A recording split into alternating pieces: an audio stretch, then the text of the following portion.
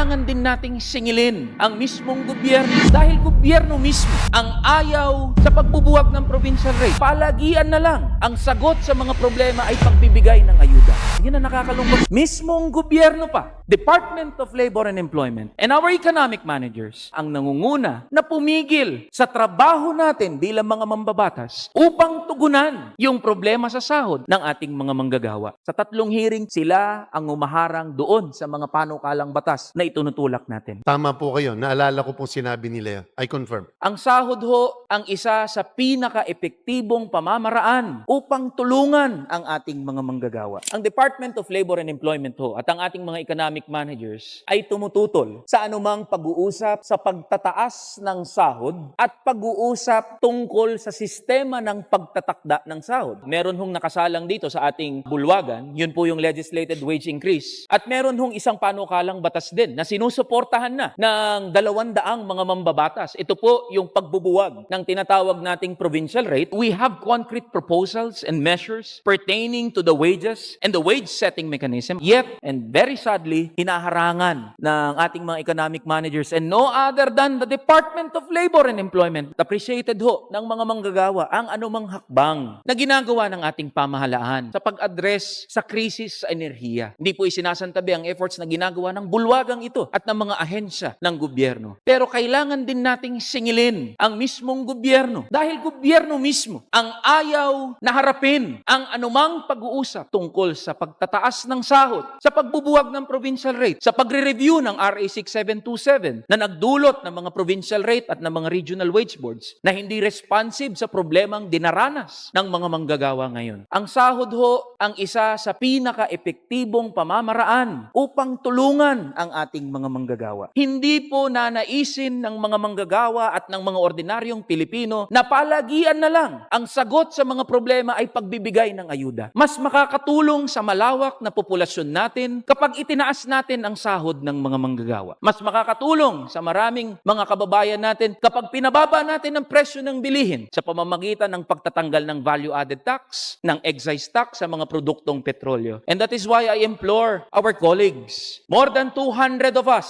have already thrown our support for the passage of House Bill number 8081. And yet, hindi pa rin po na isasalang dito sa plenaryo ang pag-uusap na yan. Hindi po katanggap-tanggap na meron pang delay sa usapin ng sahod. Bago man lang magtapos ang sesyon, pag-usapan na ho natin ang taas sahod at pagbubuwag ng provincial rate. Handa na po ang bulwagang itong pag-usapan yan. The ball is in the court po ng ating pamahalaan. Kung ito ba ay hahayaan na pag-usapan at pagdebatihan dito sa plenaryo. Tara na, kamanggagawa.